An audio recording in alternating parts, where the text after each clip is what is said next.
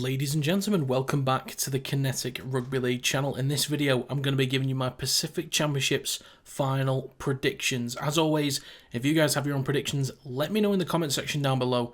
But let's get on with the game for this week. So let's run through the team lists, starting with New Zealand. In the backs, they have Keanu Kinney, Jermaine Osako, Matthew Timoko, Chance Nickel-Cluckstar, Casey McLean, Dylan Brown, and Kieran Foran. In the forwards, they have James Fisher-Harris, Phoenix Crosland, Moses Leota, Britton Nikora, Isaiah Papali'i, and Joseph Tarpany. On the bench, they have Tamari Martin, Nafahu White, Erin Clark, and Xavier Willison. In the backs for Samoa, they have Roger Tuivasa-Sheck, Brian Toto, Isaac Tango, Dean Mariner, Maury Talangi, Blaze Talangi, and Jerome Luai. The forwards include Francis Molo, Jazz Tavanga, Payne Haas, Jaden Sewer, Simi Sasangi, and Junior Barlow. The bench is Chanel Harris-Tavita, Benaya Ayuelu, Terrell May, and Josh Papali'i. So in Game 1, I was very close to predicting the exact score, which I'm very happy about, but what I'm most pleased about is that both sides started off so well, because I think both were maybe the most disappointing sides last year, just based on expectations in 2024, so it was great to see them both start so much better in 2025.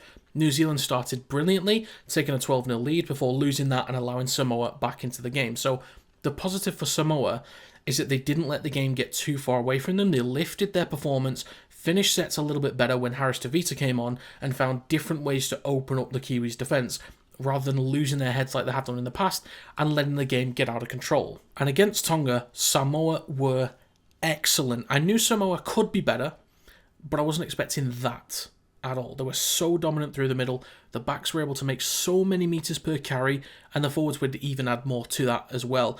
They could kick from halfway or Tonga's 40 and pin them back and restrict their metres. In possession, they looked more sure about what they wanted to do, and they executed so cleanly. However, for New Zealand, what I did not expect was for them to not only match Samoa, which I knew they could do, but to be so much better. I knew the Kiwis could be better overall than what they were in Game 1, but that, for me, against Tonga, was the best performance of all international teams so far, in my opinion. I mentioned Samoa's dominance through the middle. Well, New Zealand were even more dominant. Samoa allowed Tonga to make 34.7 metres per set, while New Zealand allowed 31.4 metres per set, so roughly 3 metres per set less.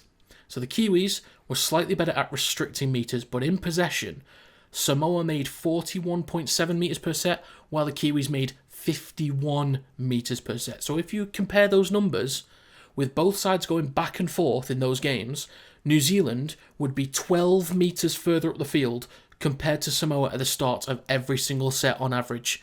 That's what those numbers mean, a 12-metre advantage at the start of every set, and that adds up over time massively. But New Zealand have been carrying the ball really well out the backfield, but they've also been finding breaks inside their own end of the field as well to get up the field and score some long-range tries. The introduction of Keeney has been huge for return metres and for a threat out wide early in the sets. In the midfield and in the red zone, Foran has been kicking really well, and Dylan Brown's run game has been massive down that left edge of the field, so it's been great to see him really step up this year in the Pacific Championships. One thing I wanted to see from New Zealand as their game went on against Tonga was to make sure they didn't drop off or let points start to snowball against them like it did a little bit against Samoa in Game 1.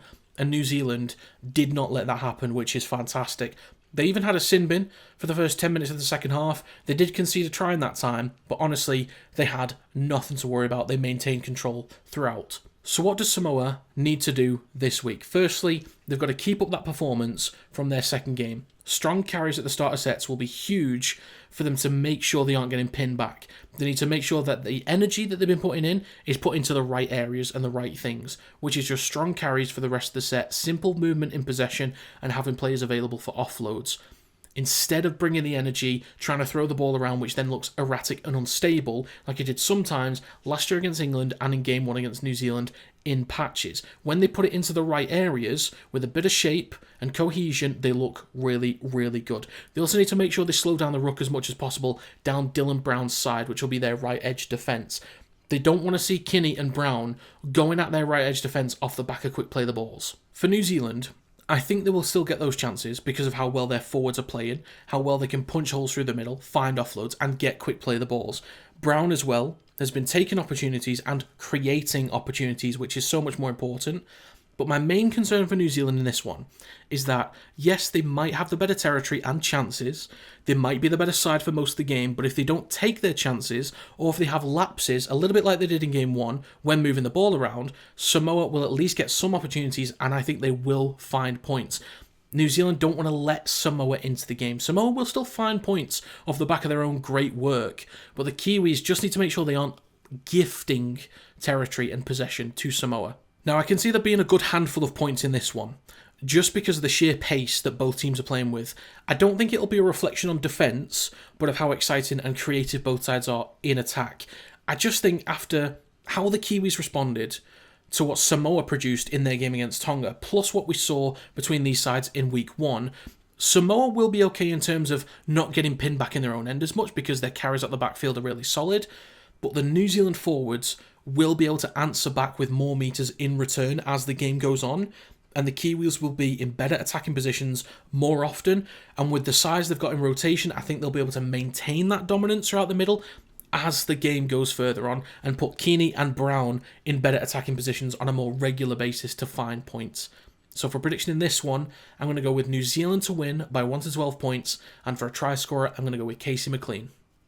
So there you have my Pacific Championships final predictions. As always, if you guys have your own predictions, do let me know in the comment section down below. But if you enjoyed, feel free to leave a like. It does help to get the video out there to more people. Subscribe to the channel to stay up to date with more Kinetic Rugby League content. And if you'd like to become a member, you can do by clicking the link in the description down below. I will also be doing a live stream for this game at the weekend too, so make sure you stop by for that one. But that's going to be it. Thank you very much for watching, and I will see you next time.